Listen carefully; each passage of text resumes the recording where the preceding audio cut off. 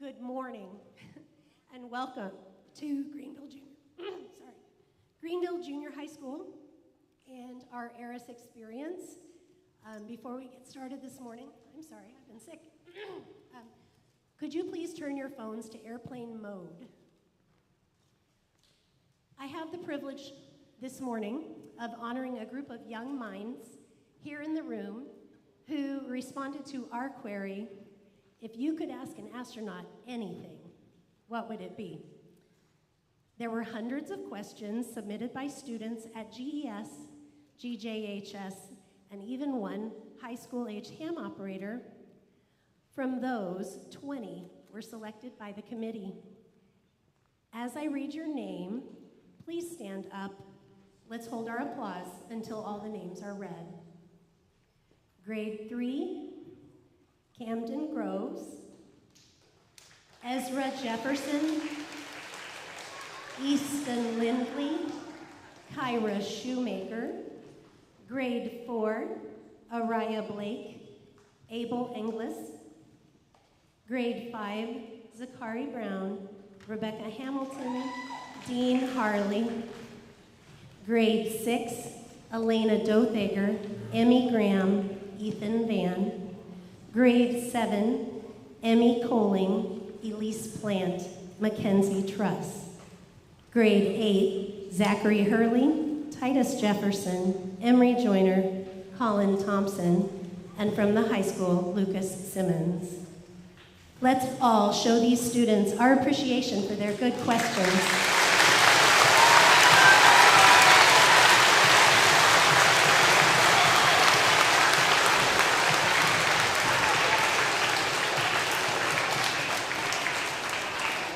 During our moments of actual contact this morning, we will be projecting a slideshow with the names, pictures, and questions as they are shared.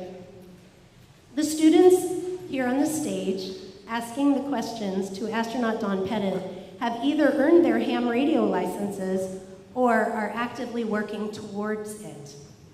We are incredibly proud of the dedication and hard work you've put in. At this time, I would like to introduce Jackie Bloomer.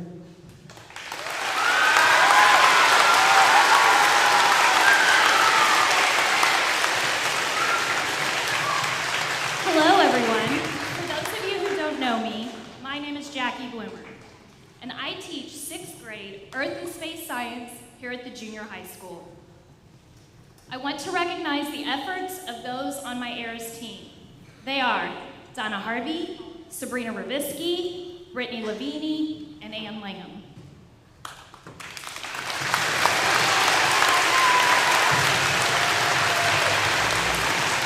We are so thrilled to have you all here with us today. While we don't want to take any time away from the wonderful things in store for our students this morning, our team needs to extend our heartfelt gratitude to a few key players who have made this event possible. Thank you so much to the Okaw Valley Amateur Ham Radio Club.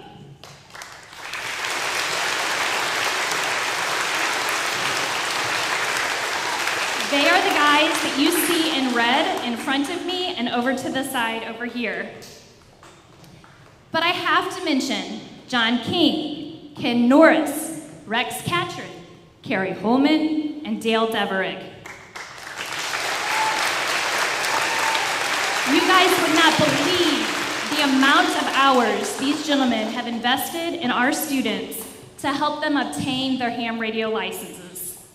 And also, without them, this event would not be technically possible. This year is the club's 50th anniversary and their 2nd time helping us with an ARIS contact. What a gift you truly are to us. Thank you to BCCU2, specifically our tech department, Mark, Corey, and CJ, the maintenance department, the school board, administrators, superintendent, and teachers. I didn't realize you were going to clap after me, who are filming today and live streaming for us. Thank you very much.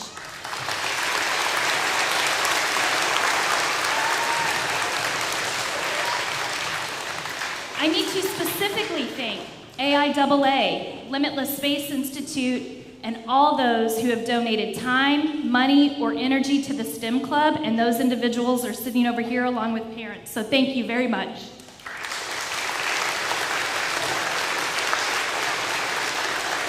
Opportunities like this today would not be possible without your help. Finally, thank you to Tanya Anderson, Frank Bauer, the whole ARIS organization, and especially our mentors, Gordon Scannell and Jeremy DeMarco. We are glad that you chose us, trusted us, and helped the dream come alive. Thanks to Liam Kennedy for sending us live images and videos taken on board the ISS Wednesday morning as they flew over the St. Louis area using the SIN camera. Those are also some of the images that you might see scrolling on the ISS above that's located to my right. This device shows us where the ISS is. When you see the flashing lights, which you over here probably won't be able to see it, but you on this side of the gym will, there's a little box down there that will start flashing, and that will show us that the ISS is getting close to us. So at that time, I will need you in the room to be absolutely silent. Now, allow me to introduce our amazing guest speaker. John Schaffner is a lifelong space enthusiast. He is passionate about advocating for STEM careers. While he has worn many hats, businessman, race car driver, adventurer, and athlete, the most important to us today is astronaut. Mr. Schaffner was a pilot on the Axiom 2 mission. Students, you know him from the videos we've watched. Thank you for flying in today, John. Let's give him a warm Greenville welcome. The stage is yours.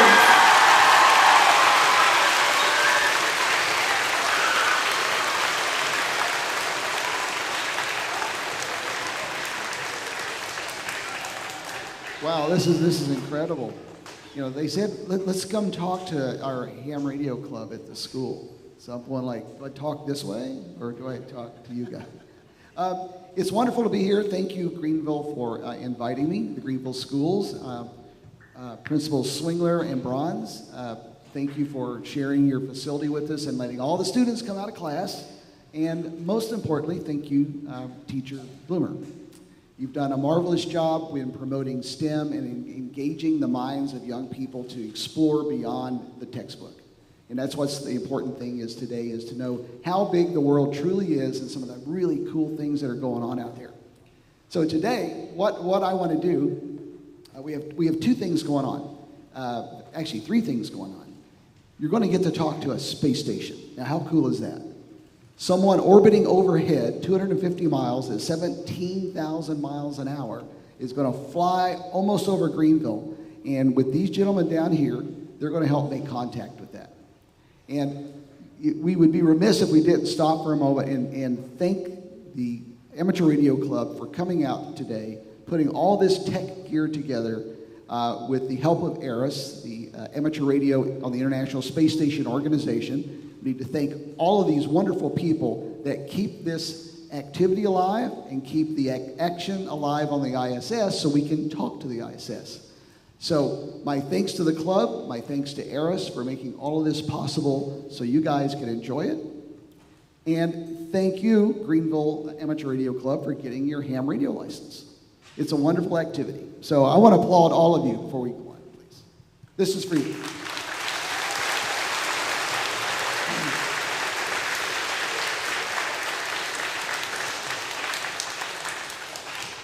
So as we get set up for this, as we get ready for this really cool thing, and then you can see on the screen, as Teacher Bloomer pointed out, Teacher Jackie, you're going to keep track of the space station as it approaches. And right now, it's about 45 minutes away from being here, and we're going to reach out and talk to astronaut Don Pettit. And I'll introduce you a little more to Don. He's a great friend of mine. I was at his launch in the Soviet Union, actually in Russia. We don't call it Soviet Union anymore. I was in Russia to watch his launch about 3 weeks ago. So I'm going to walk you through a little bit of what it's like to be an astronaut on the space station, how our training develops, some of the things that we experience, and then also show you what Don is doing to prepare for this contact today. So, are we ready? Go Blue Jays.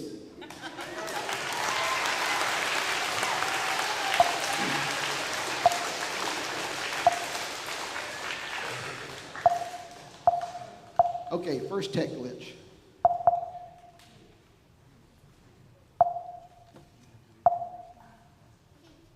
There we go.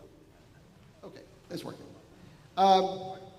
First, this is the mission patch that I wore, that I have on today for our mission for AX2. I flew with a really cool crew. I'll share that with you. And we've got Eris, who's responsible for the contact today. The history of Eris was that in 1983, a shuttle pilot, Richard Garriott, carried the first handheld on the space shuttle and made the first amateur radio contact. And that started this whole thing that we should have students and people, private citizens, being able to talk to our astronauts in space. Today we're going to talk to astronaut Don Pettit. Now, Don's been in orbit now. Today is his 400th day in orbit, and we're going to celebrate that with him a little bit later. I started my love of space when I was a kid. My sister and I used to play in a trash can, which was our rocket ship. And this was at the very beginning of the space race when we were first launching rockets that looked like this. This is a Gemini launch. The Gemini program, as we were getting ready to put men on the moon, this is what our rocket launches looked like. And what really captivated my attention when I was 10 years old was this picture. And astronaut Ed White did America's first spacewalk. And it was revolutionary. The Russians had already done their spacewalk, the first person to walk in space, so we had to beat the challenge. And our first astronaut was astronaut Ed White. And it was such a powerful image to me as a 10-year-old. That's where I fell in love with space, fell in love with science, and it guided everything that I did the rest of my life. So much so that in art class that year, I painted this picture. This was my art project in the 6th grade of astronaut Ed White.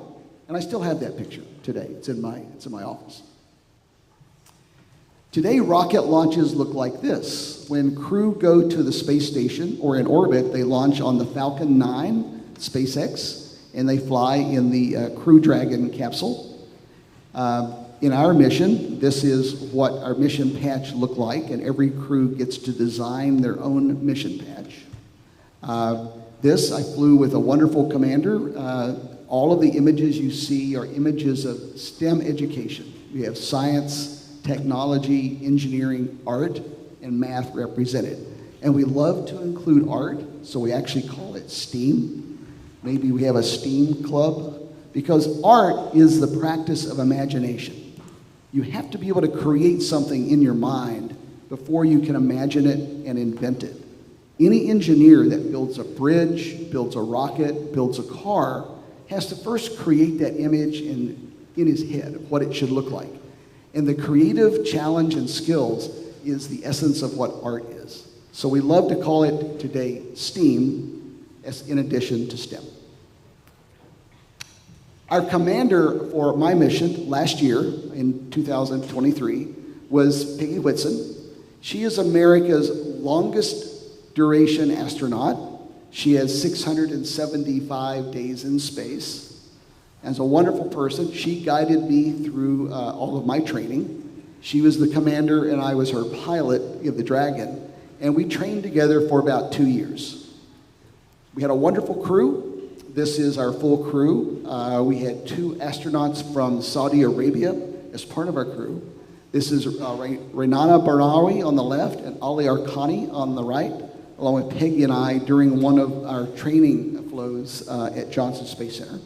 And we trained for 2 years in preparation for all of our things on the station. And Don will have done the same thing. Don and NASA astronauts go through the same training flow where they train for specific elements. This is a little video. This shows you some of the fun things we get to do in astronaut training. This is 0G training, where we get flipped around, spun around. They try to make you sick, typically. That's the whole goal here. See how soon you can get sick. But all the things we do, go to high altitude, test our ability to do without oxygen, what our reactions are, mainly to get us accustomed to many of the things that we might experience. That we have to learn systems, they try to set us on fire, we have to learn to prepare our own food. So there are a lot of really interesting things that are important to being able to live and work in space. It's kind of like being here, it's just that you don't have gravity and you have to keep your food in a plastic bag. So it's not too bad. It takes a lot of people at the Johnson Space Center and at SpaceX to train a crew. We go through lots and lots of simulations. We have full-up simulations where they put us in the capsules and in the training facilities.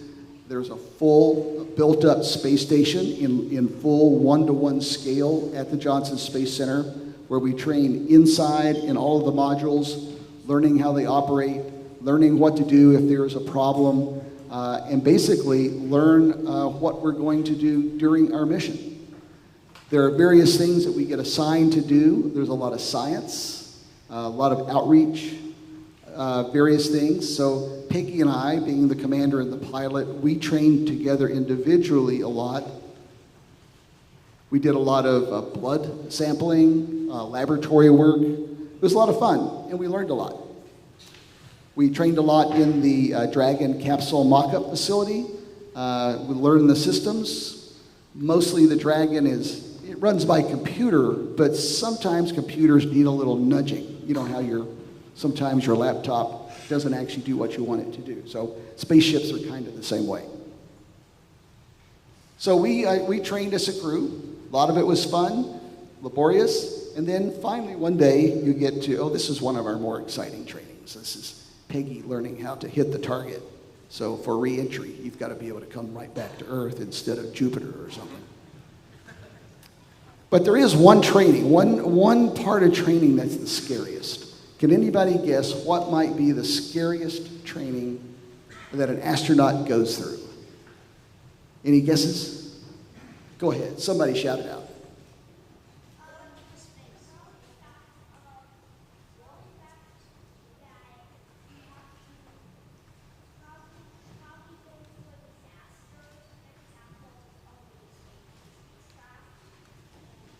Yeah, well, that's pretty good. That would be a scary one indeed. But the scariest training that astronauts, what they fear the most is toilet training. No kidding. This is the toilet that we use on the space station. It's very complicated. It was built by the Russians. It's pretty reliable, but you have to flip all the switches depending on what you want to do, if you know what I mean. And if you are the person that breaks the toilet, and there's only one on the U.S. side, you lose all your friends. So the toilet training is one of the scariest things that we do. We hate it, but it's something that we have to do. This is a picture of the Falcon 9 rocket to show you just how big it is. That's me standing underneath the landing legs. If you've ever seen a Falcon 9 come back and land and it opens its legs at the last minute, here they are, these nice big legs. This is actually the Falcon 9 booster that was the first one to land in 2015, and it's sitting outside the SpaceX headquarters. So it's always fun to go get a selfie in front of the Falcon 9 booster. This is what the inside of the Dragon capsule looks like from the pilot's point of view. It's got a lot of room, it's very spacious, we like it a lot. And then you earn your wings, and you get the right to get a cool picture of yourself in a spacesuit standing on the astronaut walkway. This is the walkway that takes you to the space capsule. So that's what we all work for, to get there to that point right before launch day. And then to get there, the crew, they put you in a helicopter. They've kept you in quarantine for about 2 weeks, playing checkers a lot, eating lots of food, practicing some of the things that you do. We were in quarantine for 2 weeks because we want to be sure none of us have a head cold or a virus that we take up to the space station. So it's important not to give the space station a cold. So we stay in quarantine. And at the end of that, they stick us in a helicopter and they fly us to the Kennedy Space Center, about an hour away. And there's our nice Falcon 9 rocket waiting for us. And this is our vehicle. On top of it is the SpaceX Dragon Freedom, which was our ride to space. And the Dragon's a marvelous, marvelous machine. I'm going to show you later on what Don flew in, the astronaut that we're talking to later. He flew on the Soyuz. So we're going to show you a comparison in a minute between the Soyuz and the SpaceX Dragon. But before I do that, I've got another question. Do you think in orbit, astronauts drink their own pee? Yeah, okay. Oh, well, that's pretty good. You guys are informed. So if we get up in the morning and have a cup of water, how much of that came from our own pee the day before, you think?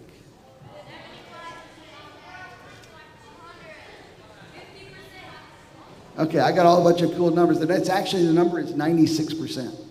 But they're trying to get it to 100. They really are. Who said 100 over here was pretty close. And the reason for that is water is very, very important, of course, but also water is very heavy. And heavy is expensive to launch. So it's important that when we're in orbit that we recycle everything that has water in it. Even the sweat from working out goes into the air, and the humidity is recirculated through the air conditioning system and collected. If we use a towel to clean up, we hang the towel up and let it dry, let it evaporate, and that moisture is also recollected through the air handling system and comes back as water. But that's usually a small part. So our urine is the most precious part of our cargo all the time, and it gets recycled. Even the Russians bring their urine to us in aluminum cans and goes into the water recycling system. So our coffee in the morning, we drink it probably the same coffee every day during our whole trip. So back to the Dragon. This is the spaceship that astronauts take to space. You see the little man standing there next to it. That gives you a sense of how big it is. It's a wonderful machine. It's very modern. This is a picture of it, actually a drawing, but it's what it looks like in orbit. It's simply beautiful by today's standards. And this is the vehicle that many of you, if you follow a track and you end up going to space, you will likely ride in this spacecraft to go to orbit. And here you go. On the day of launch, something you've been training for a long, long time, here goes your rocket, your Falcon 9, taking you to the space station. And this is your destination. This is what you will be talking with today on ham radio with the help of these gentlemen, the International Space Station. It was built and commissioned. It went into orbit, completed around 1999. Actually, it was still in assembly. It's made up of a lot of parts. This is all the parts of the space station, individual components, and all of those were taken up one by one on the space shuttle. That's why we built the space shuttle, was to be able to take large segments to orbit, and how we built the space station. From there, individual astronauts had to do spacewalks to assemble all of these parts into this thing. And it's such a beautiful, beautiful thing. And then I want to show you what it looks like as we approach. Here's the first view that an astronaut gets when they are put into orbit as they begin to catch up to the space station. You can see the space station up in the left corner. Do you see the little spot where the space station is? See, it's beautiful. That's the first time we catch a glimpse of it, and we're closing in on it pretty quickly. And then I want you to check this out. When we finally get there, you're looking around. I think we caught it. Are we close enough to the space station yet? And then you look down, and there you see it. we finally caught up to it. We're both traveling 17,500 miles an hour, and we're flying in close formation, and we're moment by moment, meter by meter, we're closing in on the space station. Here's another view of it. It's pretty cool. I couldn't believe it. I took these pictures from the Dragon capsule on an iPad. That's because that's the camera that we had. And it's just dazzling to look at the International Space Station sailing across the Earth, and we're coming up right behind it. And we're going to slip right in there, and we're going to attach ourselves to it. Amazing thing. This is a picture, it's kind of dark on this projection, but Woody Hoberg, an astronaut on the space station while we were approaching, took this picture of our Dragon as it kind of moved in. So you can just barely see it there. Not a great way to look at it, but another marvelous, marvelous picture. And finally, after we dock, this is a picture of our Dragon when we docked to the mating port on the station. So as I look through these pictures, I just get excited thinking about my time being there, the training that got us there, and all the fun we had as a crew preparing ourselves to go to space. And then we get to open the hatch, and we pop out like kids on Christmas morning. Here we are. This is our crew, Peggy, Ali, Rihanna, and me, as we pop out of the Dragon capsule for the first time. And we're met by a wonderful, wonderful crew of our Russian and American friends. This is the station crew that was there and greeted us as we came out of the Dragon, and we got our first group picture for the space station. The Soyuz capsule takes 3 astronauts, and as you know, the Dragon takes 4. So when we go there, there are already 4 NASA astronauts and 3 Russian astronauts. So there's 7 plus our 4. There's a crew of 11 on the station during our time on the space station. This is a funny picture. It shows that in space, you can work anywhere you want. You can just stop, take a break, take some notes. This is a picture where you see that you can work truly anywhere you want. You can use the ceiling. We don't really call it the ceiling. We call it the overhead. Peggy's down on the floor on the deck doing something, and you see Ali way back in the back doing something. He's probably checking his Instagram account. But anyway, there's no up, there's no down. If you close your eyes, you have no idea if you are up or down, and it simply doesn't matter. The brain doesn't care. Now, the space station's been up there for 22 years, and is rather congested, and it does a lot of work. You can see here, this is the U.S. laboratory, and when you look down the length of the lab, you look at all the equipment and all the wiring and it looks like it's a mess, but it's really not. The training that you have, and when you go and you interact with it on each activity, everything makes sense. All the cabling and all the wiring, is properly labeled, and you can see, what's actually happening. And sometimes you can just stop and sit and hang out, and that's kind of a fun part. Or you can hang out with a friend. So this is Rihanna and I. We used to like to take a break together. We'd go to the cupola, but you just stop and sit and hang out. This is a shot inside the cupola. This is where everyone goes to get a real nice picture. And this is a picture. When you see all those great pictures of Earth, they're taken from this particular segment of the space station called the cupola. It's where all the windows are, and it looks straight down on the Earth. So there's a lot of views, a lot of windows in lots of directions. I'll back up. This will show you a quick drop-in view.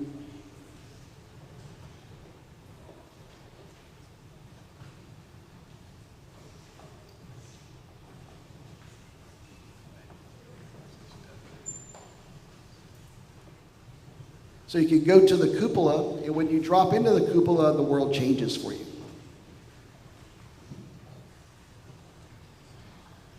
This is what an astronaut has for a view.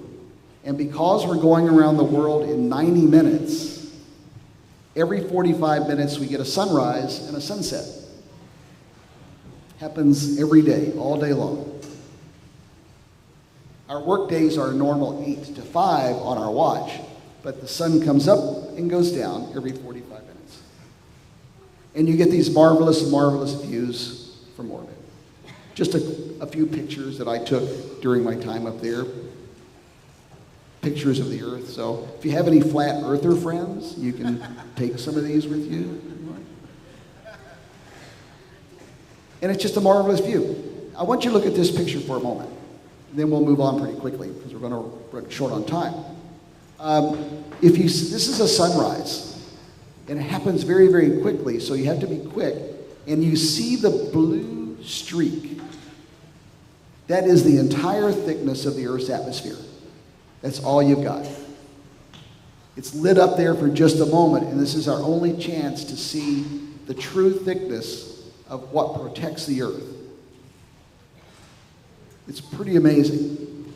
Now, if you wonder how far the space station is from Earth, if you took a basketball, as the Earth, and a softball, as the moon, and you put a 30-foot string between them and stretched them out, that would represent a scale orbital distance for the moon, softball and the moon at 30 feet.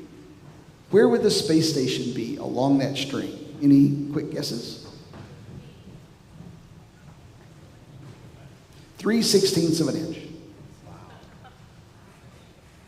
And it's there because it's called low Earth orbit, because again, getting things to orbit is expensive, so we don't need to go very far to get out of the Earth's atmosphere.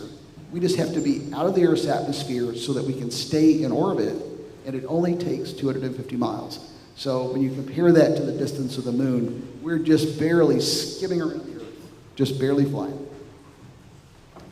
So we continue to get great pictures.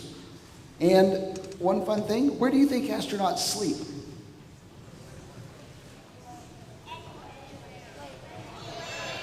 Yeah, anywhere we want. That's right. Is that somebody said that? This is a really quick thing. You can sleep on the ceiling. We use a sleeping bag, or you can sleep on the wall, or you can sleep on the floor. You just curl up. Usually, you need to tie yourself to something so you don't float down the hallway. But that's the way it works in space. And when astronauts like to play in space, we can play games. We can goof around because we don't have gravity. That's one of the coolest things. We can do our exercises at any position. We can scoot around and go grab something in a hurry. And you can show off by showing your friends how many flips you can do. Or you can say, see you later.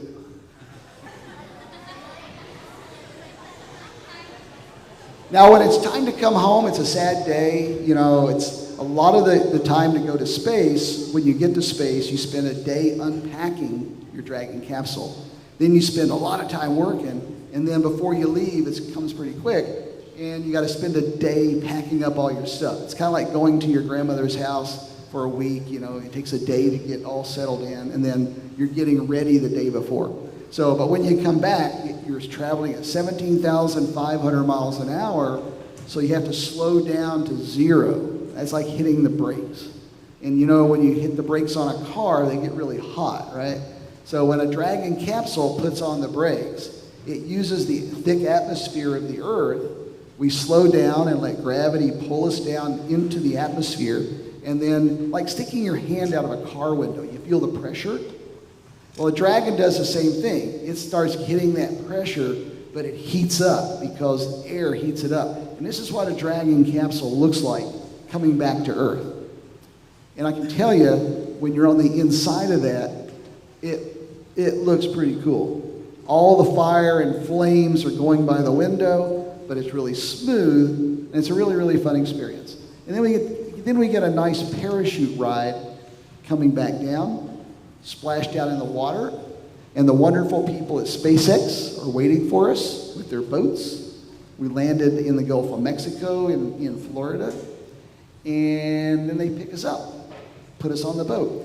And here which was a nice, clean, shiny, white Dragon spaceship 10 days ago now looks like a toasted marshmallow. And one interesting thing is right before we come back into orbit, you saw all those flames. We have to turn on the air conditioning really hard for a couple of hours before we do that on the inside to pre-chill the Dragon, and it gets really cold. That's because it's going to get really hot if we don't. So here we've got a nice smoky, toasty Dragon capsule, and what pops out? Brand new astronauts, toasty from their flight in space. And we have to learn how to walk again. It takes about a week to learn how to walk right. But such a wonderful, wonderful experience. So that was kind of a quick look through at some of the training that we do as we go to space. Now, today, the main event. I want to run you through really quickly what our wonderful astronaut Don Pettit is going to experience. And our friends here from the Amateur Radio Club are going to help us make contact, and along with the help of the ARIS organization, will show us how this works really quickly. ARIS was started in actually not ARIS, but the first amateur contact was in 1983 by astronaut Richard Garriott that took a handheld radio to space and made the first contact from the space shuttle. Since then, NASA has helped and allowed that program to expand. The ARIS organization was formed, and they put a permanent radio on the space station in order to make contact with people on Earth. And it's important for 3 reasons. Can you think of 3 reasons why that might be important? I'll go ahead and tell you, but there's probably a lot of great reasons. But the first one is it serves as an emergency radio for astronauts, because there was an accident on the Mir station in the 90s where there was a fire and it temporarily knocked out power to communications. And ham radio was the only way the U.S. astronaut that happened to be on the Mir had communication with Earth. That was important. Another reason is things like this. It gives us something to make a connection to space and to practice the wonderful activity of amateur radio. A third important reason is it's a wonderful, wonderful psychological benefit to the astronauts who work very hard all day long, and this represents a contact with normal people. You know, it's not mission control telling them what to do. It's like talking to your teacher all day long. You know, finally a friend comes to the window and you have a conversation, you know, in the hallway. So ARIS provides a wonderful service to both NASA, the astronauts, and to us, letting us join in some of the fun and feel like we are a part of spaceflight. Today we're going to talk to astronaut Don Pettit. Don has been an astronaut for over 20 years. This is his 3rd flight to space. And today we have a very, very special part of his flight to be a part of. Today is his 400th day in space. 400.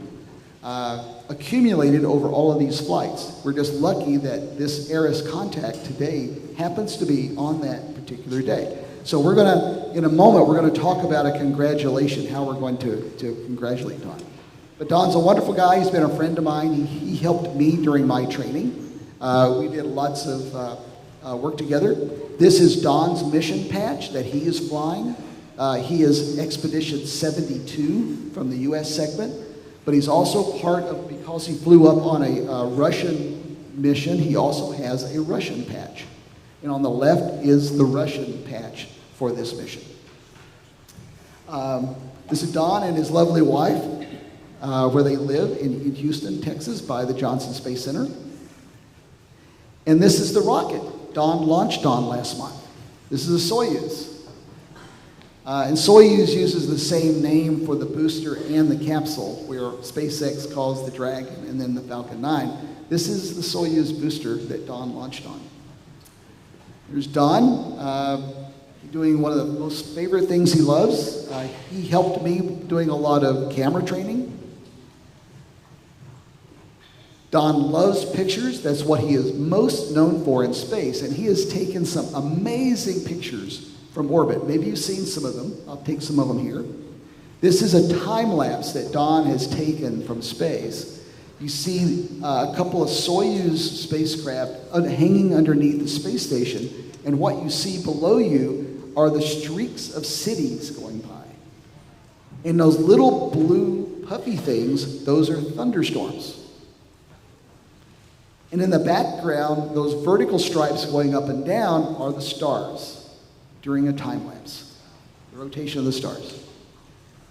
Here's another picture of the Earth below, the cities going by, the blue colors going by, and the aurora in the background. That's actually that green and yellow streak. That's the aurora seen from space. And then, of course, he's looking straight north at the Polaris North Star, so you see the rotational circle of the stars. So that's what Don loves. Here's a real quick video. When I was in Russia, they let us watch the rollout of Don's capsule. This is the Soyuz rocket being pulled out of the assembly facility in Baikonur, Kazakhstan, where Don launched from. This was 2 days before his launch. They let all of us go out and watch them pull Don's big rocket out. It's actually a really cute thing. It's very, very big. It's just under 200 feet long. It has 30 engines on it. 6 of those are steering engines, the little ones you see, but it has 4 side-mounted liquid-powered thruster packages that drop off. And then Don's capsule is located inside this white part right here. That's a shroud that pops off later in the launch and to expose the capsule. And on top is the launch escape rocket, that rocket that will pull him away if there's a problem. Here's a comparison of a Falcon 9 rocket launch on the right and what a Soyuz launch on the left looks like. They're both going straight up. That's the one similarity. But they're different engines. The Falcon 9 has 9 boosters, 9 motors, and the Soyuz has primarily 24 main engines. This is how they raise a Falcon 9 to stand it up before flight. They take it out of the assembly building just like you saw the Soyuz. Then the strong back arm lifts it in position. And here's a video of the Soyuz rocket. They let us get this close in Russia and watch them stand it up, put it in position before they put the astronauts on it. And they stand it up about 2 days before launch so that they can check it out, then they put fuel in it, then they go get the astronauts. And there's a picture of Don on the day of launch, walking out of the crew building with his crewmates. And he's all suited up. He's headed toward the bus that's going to take him to the launch pad, which is about 3 miles away. Now what I'm going to show you is a comparison of the Dragon capsule to what Don rode in, what the Soyuz looks like. 2 different, very successful vehicles. This is the inside of the Dragon capsule. It's Peggy on the left and I'm on the right. This is our beautiful view, lots of room. This is what Don sits in. When I was in Russia, they let us get in Don's capsule for a minute. So that's the tightness, that's the difference in this inside. And here's what the Dragon has. It's like we can play basketball in the Dragon capsule. Nice and big, plenty of room. So, the contact. Eris has installed equipment on the Dragon. We're getting pretty close. I'm going to run through this pretty quickly, but we're coming up to the contact moment. It happens at 9:29, so we're about 10 minutes away. But Eris has equipment which is located in the space station. It's in the Columbus module, which is located here. The station will fly over us today, 250 miles above us, at 17,500 miles an hour, and it'll have a footprint to communicate with people of for about 10 minutes. That represents about a 10-minute length.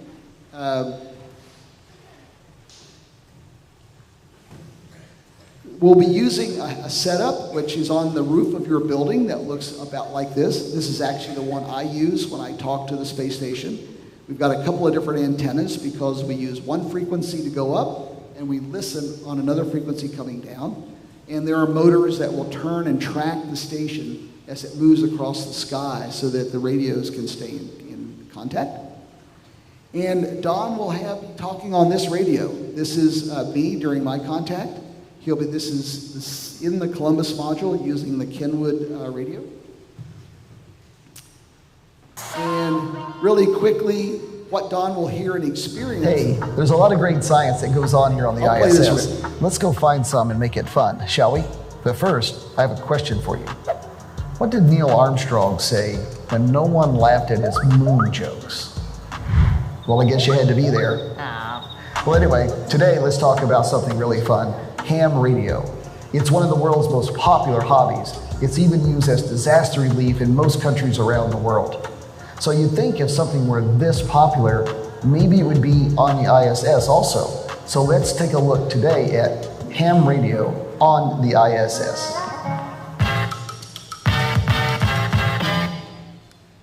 Okay, very nice. Give my friend a good hello if you know him. Best wishes, Godspeed to you. So I'm here in the Columbus module. This is where we keep the ARIS equipment, the ham radio equipment. We make contacts with people all over the world. You know, I got my ham license when I was 13 years old, but back then we used Morse code only. Here on station, we use 2-meter voice, and it works really, really well. Just like the radio you see in cars, amateur radio uses a transceiver and an antenna to pick up and send out radio signals that carry communication to other radio devices listening on a particular frequency. Because the space station has a very popular call sign, when we reach out, there's a lot of people ready to talk to us. One problem is we're traveling 17,500 miles an hour around the Earth, so we're only over one place on Earth for a few moments. So we have to be quick.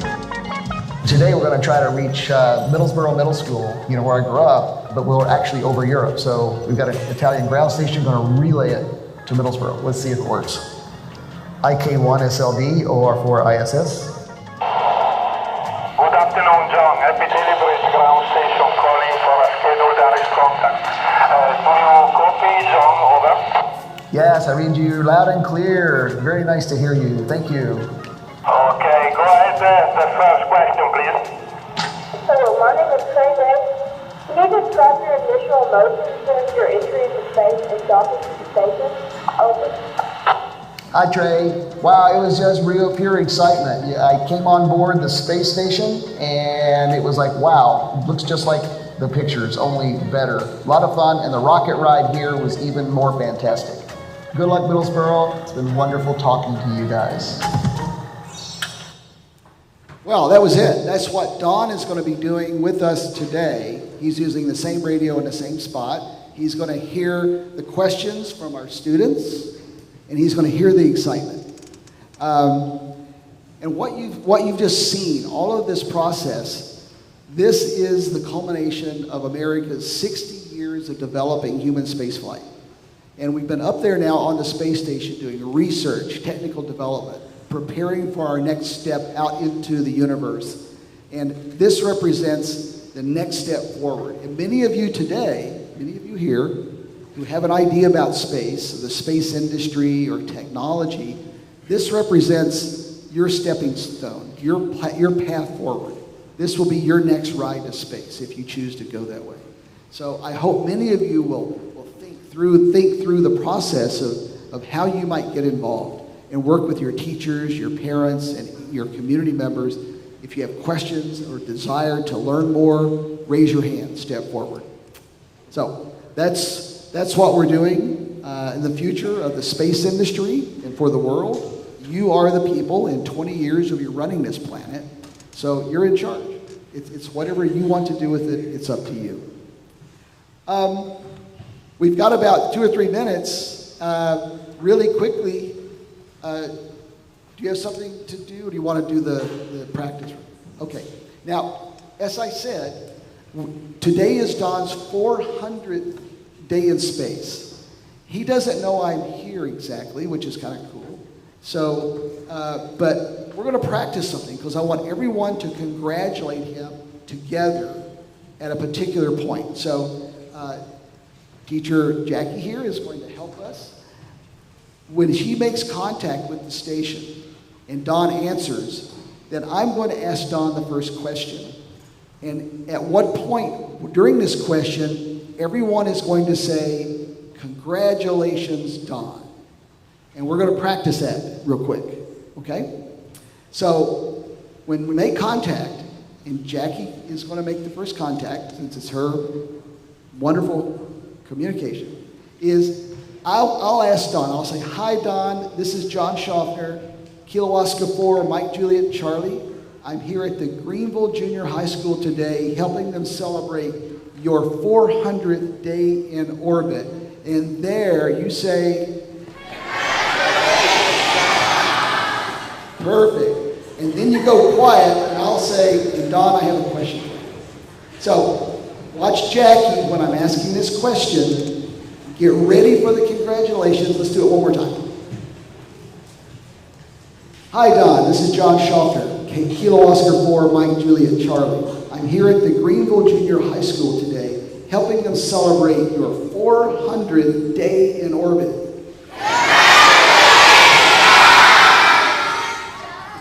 Wow.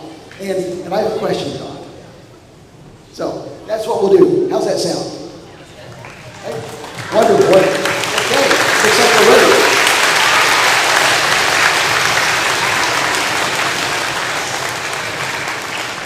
Just leave it over there.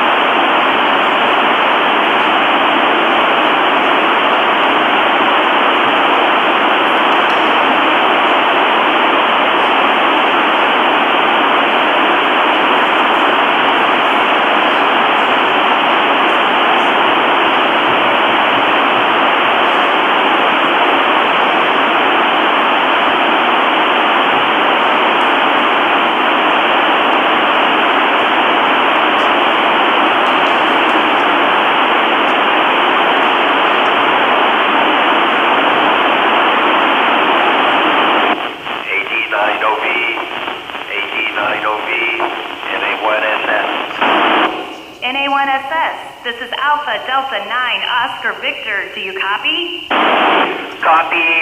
Not very loud, not very clear. Hopefully, as we get above the horizon, it will become better. Hi, Don. This is John Schaffner, Kilo Oscar 4, Mike, Juliet, Charlie. I'm here at the Greenville Junior High School today, helping them celebrate your 400th day in orbit. Wow, I hope you got that. We got 400 plus students here congratulating you. And I've got a question, Don.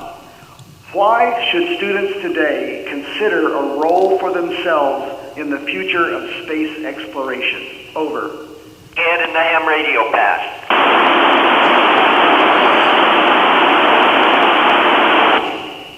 Hi, this is Nolan, KD9ZYW. What was it like when your rocket left the launch pad? Over. When a rocket leaves the launch pad, you know you are going somewhere, and you know you're going somewhere fast. Over. Hi, this is Mylan, KE9AAF. What advice would you give to a kid who wants to be an astronaut? Over. You study hard in school for the fun subjects like math and science and engineering, all the cool things. And then you can become an astronaut. Over. Hi, this is Ezra, KE9AAR. How did being in space the first time compare to learning about space and seeing pictures of it? Over. Being in space for the first time is amazing.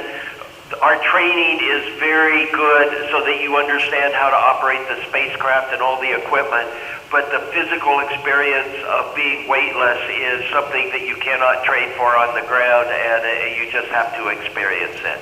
Over. Hi, this is Lucas, KD9CYO. What happens to the trash on the ISS? Over. We pack all our trash in our cargo vehicles that burn up in the atmosphere. So in essence, we recycle our trash as it burns up and ends in the Pacific Ocean. Over. Hi, this is Ryder, KD9ZXT. What are some daily struggles that happen in space but not on Earth? Over. One struggle that we have on space is how to deal with all the little tiny pieces like small nuts and bolts and little bits of trash and things like that, because they tend to float all around. Big things like the size of a refrigerator, easy to handle in space. Over. Hi, this is Jackson, K89ZZY. What is one thing that you've always wanted to achieve as an astronaut? Over. The primary thing you want to achieve as an astronaut is to fly in space, and once you fly in space once, you want to fly in space again and again and again, and that's why I'm here on my 4th mission. Over. Hi, this is Elise, KE9BLO. What is the most challenging part of your job? Over. The most challenging part of the job is being away from your family on Earth. Over. Hi, this is Grady, KE9BLP. What do you do for fun on the station? Over. Most people do space station what they do for fun when they are on Earth. What I like to do is more educational demonstrations and science projects on my own from stuff that I can just find on space station. Over. Hi, this is Emery, KE9BLB. What is astronaut training like? Over. Astronaut training is like going back to college again. It takes 2 years to go through training full-time the year round, which is about equal to a 4-year college degree. And you have study, and you have tests, and you have to work really hard when you become an astronaut. Over. Hi, this is Aubrey, KE9BLW. What is one food you have had in space that you wish you could take home? Over. I wish I could take home some of the freeze-dried food that we have that comes from our Russian partners. They have a food called tvorog, which we have no counterpart in the United States, and it is very good. Over. Hi, this is Veer, KE9BLU. Is it physically or emotionally painful getting to and from space? Over. I wouldn't call it painful. It certainly is an emotional ride to go in space and then see Earth for the first time. And then it's emotional to come back because you get to see your family after having been gone for 6 months or more. Over. Hi, this is Bethany, KE9BLQ. What encouraged or inspired you to be an astronaut? Over. I first thought of becoming an astronaut when I saw John Glenn go in orbit on the Mercury spacecraft, and then I studied really hard in school and realized that I could become an astronaut. Over. Hi, this is Griffin. Was experiencing zero gravity the first time how you expected it? Over. Experiencing gravity for the first time is just something that you have to experience. You can describe it with words, but that just doesn't do it. So I recommend that you study hard in school, become an astronaut, and then you too can experience gravity for the first time, or experience weightlessness for the first time. Over. Hi, this is Jackson. Does it feel like the days are longer or time is slow in space? Over. Days move really quickly in space. We work really hard. We have a full schedule, and you start in the morning, and the next thing you know, it's evening time, and it's time to eat dinner and go to bed. Over. Hi, this is Jay, KD9ZXU. If you had to choose one word to describe space, what would it be? Over. An amazing place. Over. Hi, this is Eli, KD9WQZ. What do you do if a member of the team gets sick or injured up there? Over. If somebody gets sick or injured, we have a full medical capability here, similar to what would be available in an ambulance or an EMT. And then we have NASA flight surgeons available to talk to if we need anything more than that. Over. Hi, this is Ella, KE9BLR. How long does it take for a radio signal to get down to Earth? Over.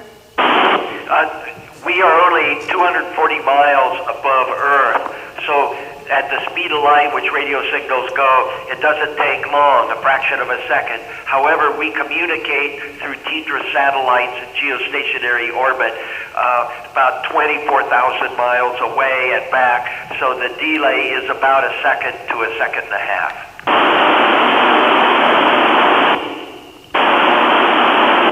Hi, Don. This is a redo. This is John Schaffner, Kilo Oscar 4, Mike Juliet Charlie. I'm at the Greenville Junior High today, helping them celebrate your 400th day in orbit. And I've got a question for you, but I'm going to pass it on to a young lady here who has the last question. Congratulations, Don.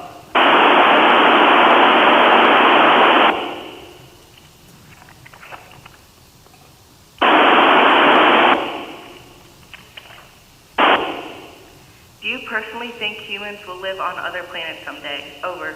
I think it is inevitable for human beings to live on other planets. And the moon is not considered a planet, but it is a planetary body close to Earth, and that's going to be the first place that human beings live and work for long periods of time, sort of like what we do in Antarctica. And then the next planet will be Mars. Over. Do stars look different in space? Over. Stars do look different in space. They don't twinkle because we are above the atmosphere, and the twinkling is caused by our atmosphere. And the stars have more color that you can see with your eyes in space than you can when you are on Earth. Over. Don, this is John again. What advice would you give, and why should students today consider a future in space exploration? Over. A future in space exploration is simply because it is exploration, and it is one of the frontiers that really captivates human minds.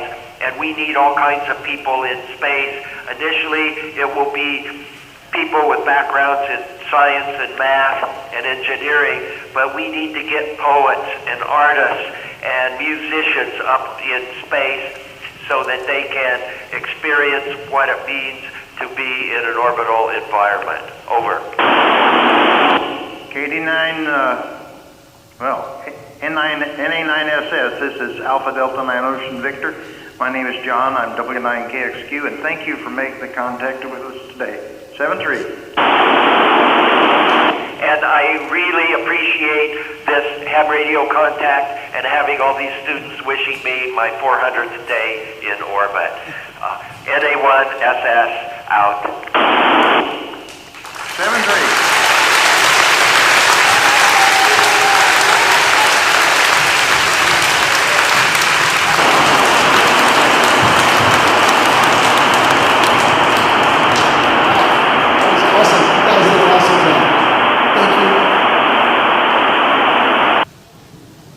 Steal the thunder, but wow, wasn't that amazing?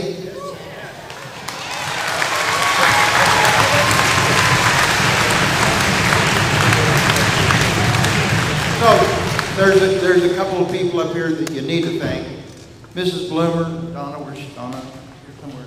She's way over here. They worked really hard to make this come off, and this whole team of people you see here in front of me, they have done all the work to make this a possibility. My job was just to stand up here and take the beatings. So, and I know from my own experience in life, I would always like to know what's going on. Why were they running around there at the last minute? Well, we had some radio interference that we tracked down and contacted an amateur that's 70 miles from here, and he was able to shut it down remotely. So just one of the amazing things we do in amateur radio. It's a lot of fun, and I would be remiss if I didn't recognize my granddaughter, Cameron.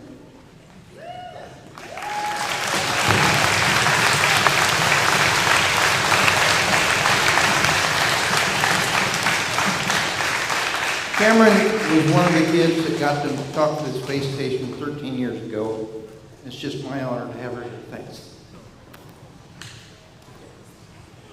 After all the questions were answered, I think we need to turn this over to Jackie, and she can close it out. Well, what Don said at the very end was true. We need everyone to help take us forward into space and to space exploration. And it's not just what it does for space, it does for the great technology that we develop that helps us and provides improvements here on Earth.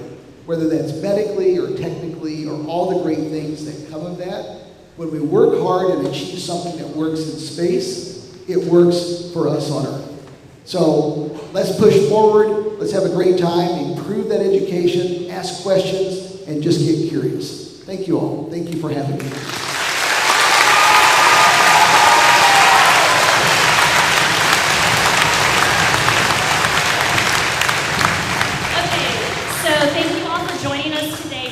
Incredible ARIS experience.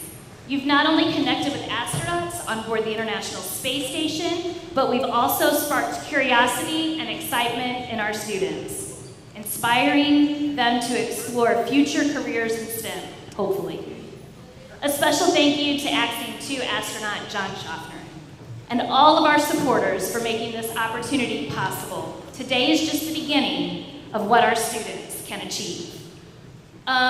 This concludes our event here. Mr. Bronze is going to dismiss you to go back to the classrooms to continue your learning. These 6th, 7th, and 8th graders have prepared amazing lessons for the 3rd, 4th, and 5th graders. So they're going to teach you, they get to become the teachers and teach you some space lessons. So thank you very much. If the special guests and press would stay in the gym, I would appreciate it, but everybody else can dismiss as Mr. Bronze and Swingler says so. Thank